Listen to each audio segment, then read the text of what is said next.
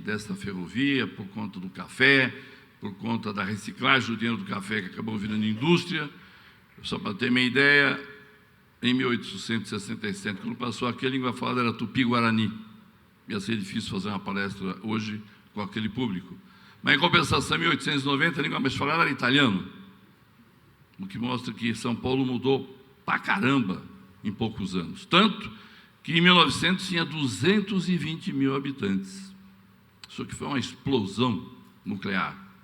E, nesse momento, a cidade estava crescendo uma barbaridade. A prefeitura resolveu, então, fazer uma concessão, né, que ele chama mais uma, com um grupo que resolveu explorar água, energia elétrica, eletricidade e terras. Quando o generoso, nosso companheiro da NTP, e depois da CEMOB, mas ele volta para a NTP, a CEMOB é por 3 anos só, ele esqueceu a origem dele quando ele falou currículo, a parte mais importante ele esqueceu. Mas isso acontece, na idade dele já começa a esquecer as coisas importantes. Mas quando foi contratada a tal da Light, que veio um polvo, ela olhou para a microcidade de 220 mil habitantes, a enorme explosão, e falou: vou deitar e rolar. Quando ela saiu, São Paulo tinha 10 vezes mais população, tinha 2,2 milhões. E olha que legal, ela vendia água para todo mundo, vendia energia elétrica para todo mundo ir para ela, e ela revendia a eletricidade para o tal do bonde. Para ter uma ideia, quando ela cresceu, essa tal concessão, né, Cristiana, em 15 anos ela já tinha 200 quilômetros de trilhos implantados, e a cidade já tinha 500 mil habitantes. Os nossos antecessores eram todos coelhos, apesar dos nossos nomes Generoso, Pereira, Pires, etc. e tal, no fundo, os nossos antecedentes eram coelhos. Mas existem algumas particularidades importantes. O Generoso falou agora há pouco, você tem que pensar a receita extra-tarifária, e tem que chegar em 10%. Tomara. A Light enxergou isso, só que por outros caminhos.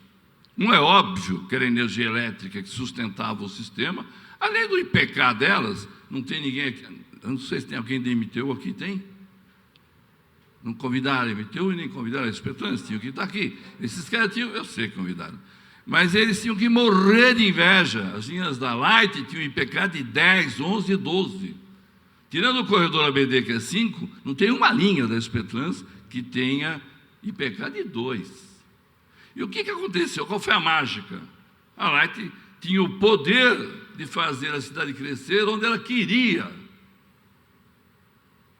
Ela criou o Butantã, criou Pinheiros, criou a Lapa, a City Lapa, Jardim América e outras tantas. Ou seja, a tua receita extra-tarifária, Generoso, ela sacou uma eletricidade e a outra a terra, que ela e outros, evidentemente, expandiram. Quando ela saiu de cena, São Paulo não tinha mais 220 mil habitantes, tinha 2,2 milhões. E ela, e não a prefeitura, entre aspas, estruturou a cidade. Sem a maldita Light, que nos roubou tudo que pôde, essa cidade seria muito pior.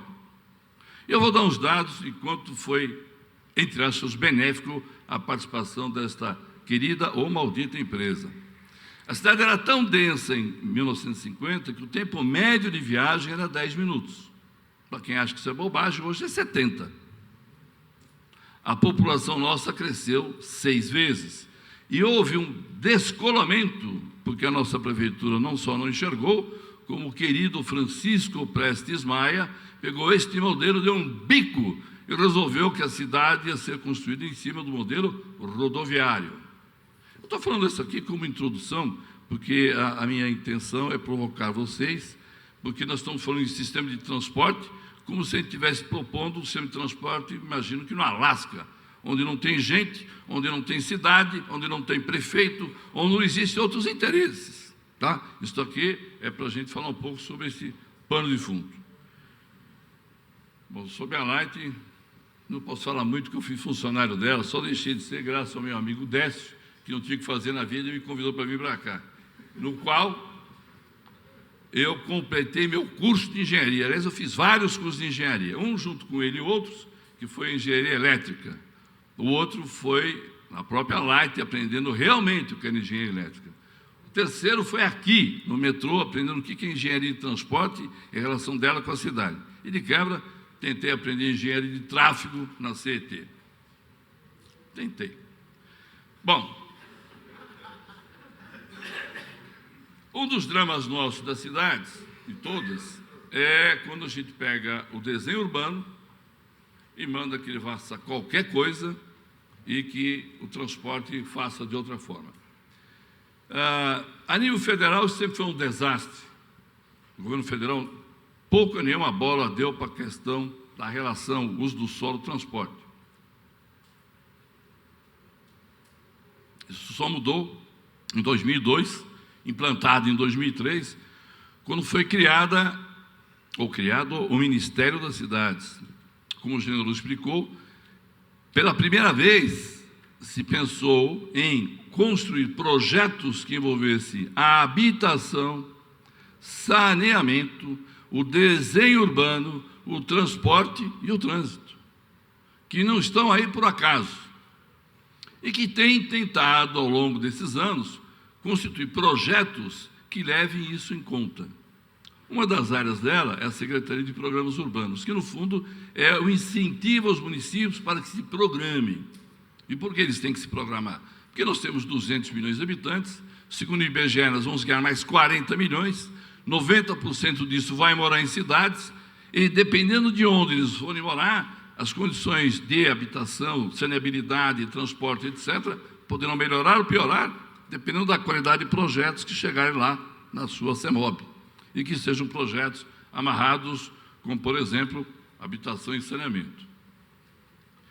Eu vou citar um caso aqui de um amigo nosso, que ontem apareceu aqui com o braço na tipóia, o Plínio, que, não sei se todos nós aqui, a grande maioria, quando entrou no metrô, nós entramos numa empresa da prefeitura, que construiu a linha norte-sul de Santana a Jabaquara, que construiu a linha leste-oeste, pelo menos de Sete a Bresser, mais o pátio, já tinha desapropriado e reconstruído a Radial Leste. E o Setúbal, que foi um dos melhores prefeitos da cidade, e que nem precisou ser eleito para isso, chegou um dia para o Plínio e falou: Plínio, nem todos concordam, como deu para perceber, Plínio, eu vou rifar o metrô, vou dar o metrô para o Estado, eu não tenho mais condições de manter o metrô na prefeitura. O Plínio, como bom democrata, brigou com ele e pediu demissão. E esse foi um dos grandes problemas que a gente tem daí para frente. Hoje nós temos projetos de transporte e temos projetos da prefeitura. De vez em quando a gente fala um com o outro, de vez em quando sai legal, de vez em quando não sai legal. E o que eu quero dizer com isso? Que o metrô tem que voltar para a prefeitura? Não. Quero lembrar o seguinte: nós temos no governo do Estado 3 empresas. A MTU, que trabalha em todas as cidades e regiões metropolitanas, todas. Querida CPTM, que está em 22 dos 39 municípios da região metropolitana. E o nosso metrô, que apesar do pomposo nome metropolitano, é municipal, fisicamente. Então, o que eu imagino que a Thaís, Thierry e o Cristianan, eu vou começar a fazer perguntas para vocês, me convidaram para isso, tá? É que praga de projeto nós vamos implantar, desconsiderando as tais cidades, desconsiderando o munícipe, desconsiderando o tal usuário. Não é modismo convidar e consultar o usuário. Isso não é coisa do partido A ou B. Muito pelo contrário, tem pessoas que é do partido A. Mentira, é do outro. O outro que começou a fazer discussão, é o outro que eu estou dizendo, é o PMDB, lá atrás com o Franco Montoro, de fazer as discussões para mostrar à população o projeto, era uma audiência pública, para que a população interferisse, conhecesse e pudesse opinar. Então, as nossas empresas estaduais, por exemplo, a cidade de São Paulo, elas prestam um enorme serviço. A SP-Trans é responsável por 10 milhões de viagens por dia. Mas as nossas 3 empresas estaduais, aqui, são responsáveis por 8 milhões. Elas são responsáveis por uma redução de congestionamento, de poluição, de internação hospitalar, de custo de acidentes. Maravilha. Mas a nossa empresa, ou as nossas empresas, elas se consubstanciam na cidade. Então, é fundamental que as nossas 3 empresas se relacionem com o município, porque ele é o dono da terra. O sucesso da tal da Light e de algumas outras pelo mundo foi porque sempre se relacionou para onde a cidade vai. São Paulo tinha 2 milhões e ocupava uma área desse tamanho. Belo Horizonte tem a mesma população de hoje, ocupa uma área 3 vezes maior. Então, nós temos trilhos, só na cidade nós temos 200 quilômetros de trilhos. 1/3 do metrô, 2/3 da CPTM. E a CPTM tem mais 130 fora. O generoso falou, vai buscar receita não tarifária. Cristo, eu tenho que mexer com o plano diretor. Eu tenho que adensar. Mas não é botar todo mundo morando no inferno, como a gente normalmente faz. Eu tenho que estipular, junto com a prefeitura, as prefeituras, que ao longo dos nossos projetos estaduais e, portanto, municipais, eu tenha moradia, comércio e serviços. Eu quero ter, no mínimo, uma rede de trilhos, igual a linha Norte-Sul, em todas as linhas. O cara sobe em Tucuruvi, se ele deve ficar 15 minutos no trem, ele poderia ter descido em Santana, com um centro comercial, poderia ter descido no Tietê e ir para o inferno e fazer alguma compra em alguma cidade onde ele quisesse. Poderia descer, por exemplo, na Luz ou em Tiradentes e tempo esgotado. Zé Paulino, ou na Rua das Noivas, ou na Santa Efigênia. Ou seja, eu quero ter uma linha de metrô que se relacione, a linha de metrô da CPTM ou o corredor da MTU, os corredores municipais, que estejam integrados num projeto. Tudo que foi mostrado aqui é o seguinte: o entremuro, do muro da esquerda ao muro da direita, onde passa o nosso sistema, legal, vai funcionar. Do outro lado do muro, como é que fica? Eu quero que o passageiro suba e desça o mais rápido possível, porque ele foi para a escola, ele foi para o hospital, ele foi para o emprego, foi visitar a namorada. Ele não pode subir em Itaquera e descer na Barra Funda. Com devido respeito, esse cara é um prejuízo enorme. Eu não posso ter esse cara como usuário. Jamais serei uma Light de ter IPK de 10. Mas vamos ver se a gente consegue ter uma rede de trilhos, metrô, CPTM e os simpáticos corredores, tanto da MTU como da Prefeitura, com IPK que dê realmente a garantia de termos uma cidade melhor, uma cidade que a gente queira morar, uma cidade mais barata e que atinja aquelas premissas que a gente fez no PITU 2020. É uma cidade com maior eficiência, maior qualidade de vida, com menores tempos de viagem e com uma tarifa mais barata. Agora vocês que se virem com a resposta.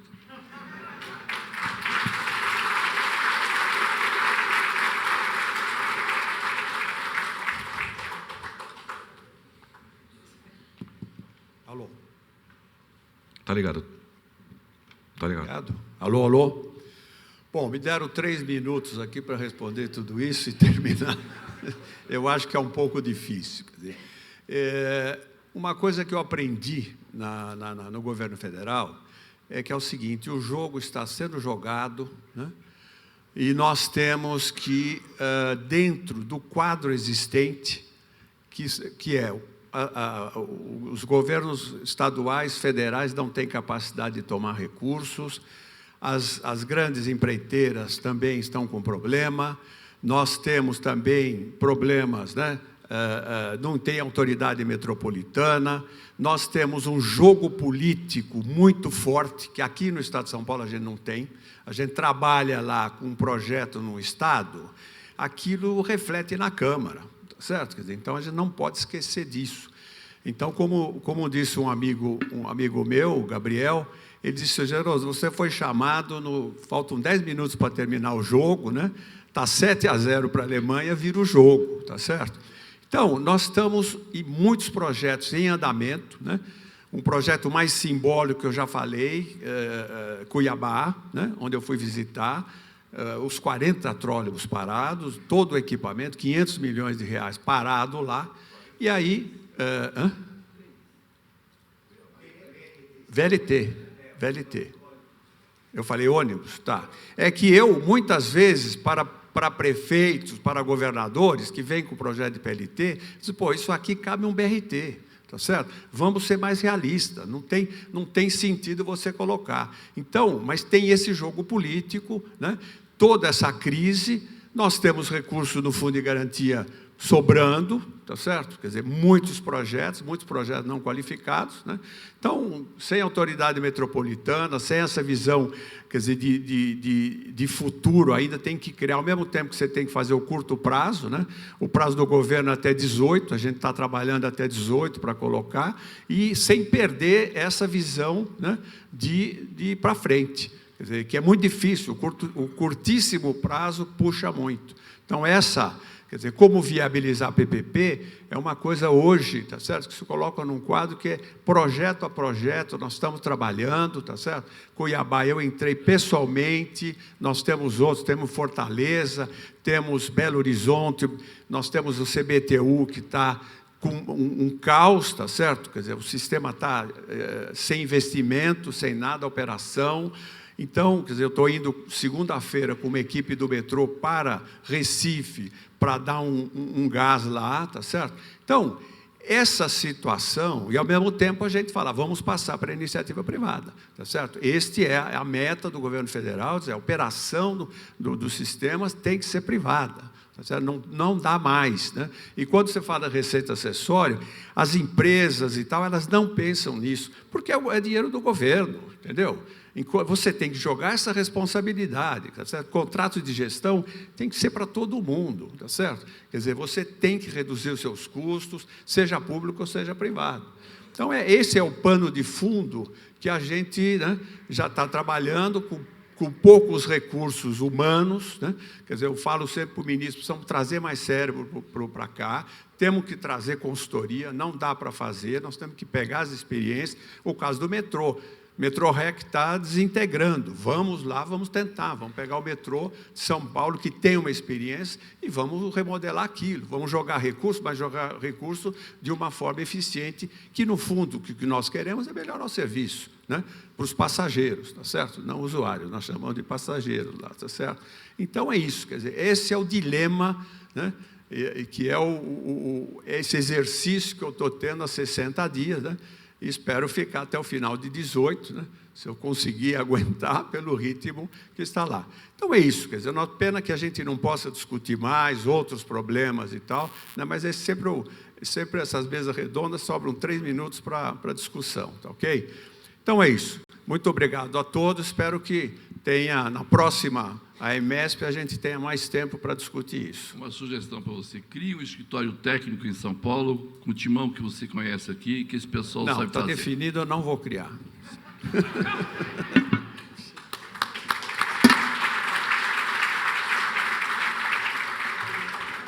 Senhoras e senhores, em nome da AMESP, eu quero agradecer a participação dos nossos convidados. Bom, o tempo está meio limitado, parece que